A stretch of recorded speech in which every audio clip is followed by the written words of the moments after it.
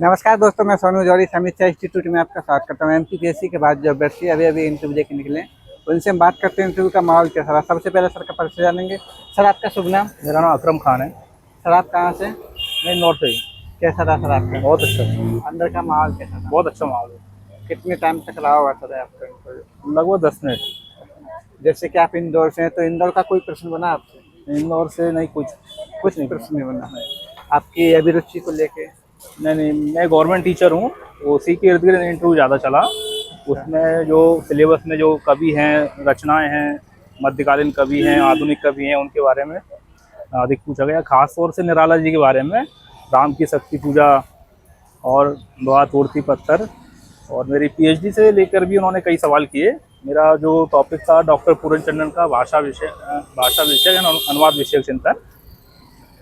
तो वहाँ से भी प्रश्न बने हैं? हाँ, वहाँ से कई प्रश्न उन्होंने पूछे और जितना मुझे मालूम था मैंने दिए। जैसे एक दो प्रश्न बता पाएंगे? अनुवाद कितने प्रकार के होते हैं, ये प्रश्न बना था। और जैसे आशु अनुवाद क्या होता है, ये इन्होंने पूछा था।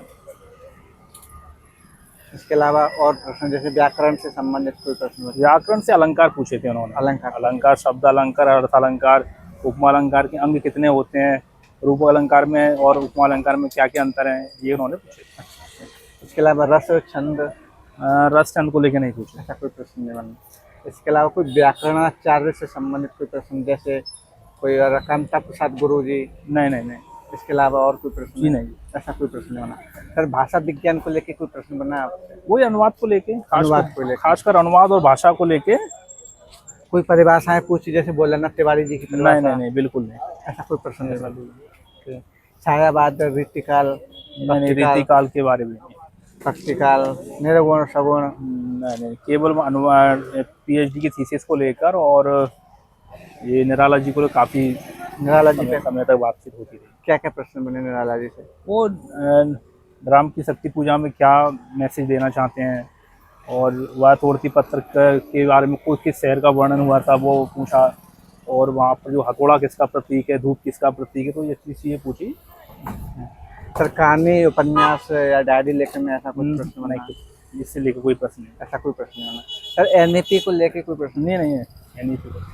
कोई मध्य प्रदेश के परिप्रेक्ष्य में कोई प्रश्न रहा हो, जैसे कोई साहित्यकार वगैरह? जी नहीं, ऐसा कोई प्रश्न नहीं रहा। जैसे मध्य प्रदेश के साहित्यकार या राजनेता संबंधित हैं, वहाँ से कोई प्रश्न बना हो, जैसे बिहारी जी से? मैंने बिहारी जी से भी नहीं। ऐसा कोई प्रश्न नहीं बना। सर, आपने सॉरी कितने क्वेश्चन है तो बोला?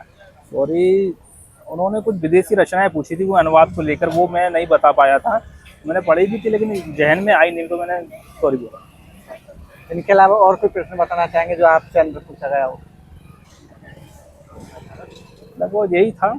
बाकी तो हाँ, एक वो राम की शक्ति पूजा में निराला जी के शब्दों में बताइए। मैंने हालांकि अपने शब्दों में बताइए, लेकिन बोले नहीं निराला के शब्दों में बताइए, तो वो मुझे थोड़ा सा एग्जैक्ट पूछना चाह रहे थे, तो मुझे याद नहीं आया। सर, बोर्ड टीचिंग करवाई थी क्या? नहीं, बिल्कुल ऐसा टीचिंग वगैरह नहीं करवाई?